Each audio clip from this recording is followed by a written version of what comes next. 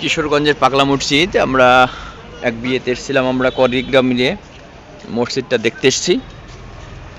অসাধারণ সুন্দর একটি মসজিদ, ঐতিহ্য বহনকারী একটি মসজিদ আমাদের বাংলাদেশের। এই মসজিদটা বাংলাদেশে খুবই আলোচিত, কারণ 3 মাস পর পর এখানে যে দান বক্স রয়েছে সেটা খোলা হয়, আর সেই দান বক্সে 4-5 কোটি করে টাকা হয় প্রতি 3 মাস পর পর। আমি অবাক হয়ে যাই, এত টাকা কে দেয়, কিভাবে কি করে, এত টাকা কোথা থেকে আসে। তো আজকে তাই সরাসরি দেখতে আসলাম আমি। আমাদের হাতে দীপকদা আছে, এই যে দীপকদা, তিনিও ভিডিও করছেন, আর সাথে আছে মোর্শেদ, রশিদ ভাই, সুজাতা, নাসির।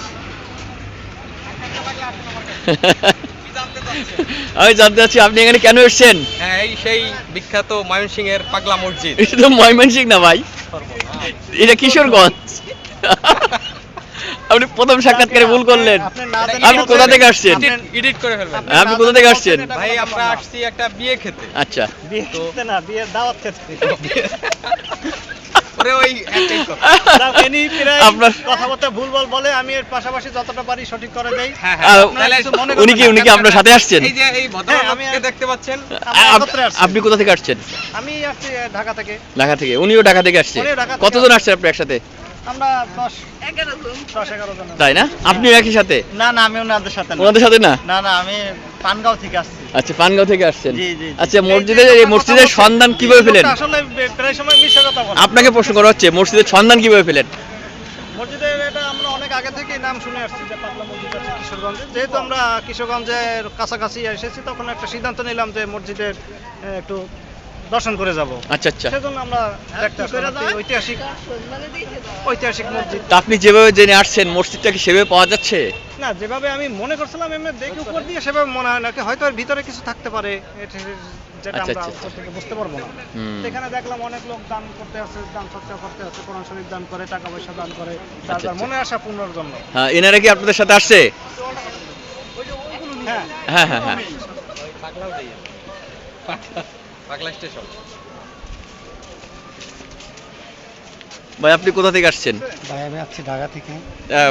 শরীরে জোর নাই নাকি আপনার? ফোর্সে কথা বলতে হয়, জানেন না? বান্দরবনের তাইছে। বান্দর দাওয়াইয়ে। খাওয়া দাওয়া হয়েছে, একটু টান টান হয়েছে? ভাই সবকিছু কমপ্লিট। তা আপনি মসজিদের সন্ধান পেলেন কিভাবে? এটা তো ঐতিহাসিক বিখ্যাত মসজিদের নাম করা, দেখা যায় 2-3 মাস পর পর যে কোটি কোটি টাকা ওঠে এখানে। আচ্ছা আচ্ছা। আপনি যেভাবে জানছিলেন মসজিদটা এখানে, সেভাবে কি পাওয়া যাচ্ছে, যে সেরকম মনে হচ্ছে? হ্যাঁ, সেই তো পাগলা মসজিদ, কিন্তু আগে অনেক আগেকার মসজিদ, তো এটা অনেক পুরাতন। আসলে মসজিদটার ইতিহাস আমি জানি না, বাট মসজিদটা অনেক সুন্দর, খুবই ভালো লাগছে আমার কাছেও। তো আমরা আসছিলাম আসলে ময়মনসিংহে একটা বিয়ের অনুষ্ঠানে, দাওয়াতে, তো সেখান থেকে মসজিদটা দেখে গেলাম, খুবই ভালো লাগলো।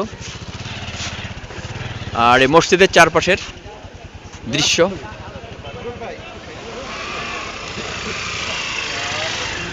ভাই চালু করে তুলতে হবে, এই সময় দেওয়া যাবে না, ঝটঝট করে মারতে হবে। 3-4টা শট নেবেন, যেটা ভালো এটা রাখবে, তার বাকিটা আসলে এটা একটা ঐতিহাসিক মসজিদ।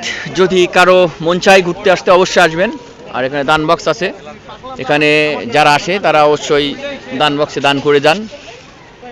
মনোবাসনা পূরণ হয় তাদের, অর্থাৎ কারো কোনো মনে বাসনা থাকলে, মোটামুটি পূরণ হওয়ার মতো মনোবাসনা থাকলে সেগুলো দান বক্সে মানত করে যাবেন, টাকা দিয়ে যাবেন, ডলার দিয়ে যাবেন। আশা করি সেটা পূরণ হবে। তো ভিডিওটি আর বাড়াতে চাচ্ছি না, সবাই ভালো থাকুন, সুস্থ থাকুন, সবাইকে ধন্যবাদ।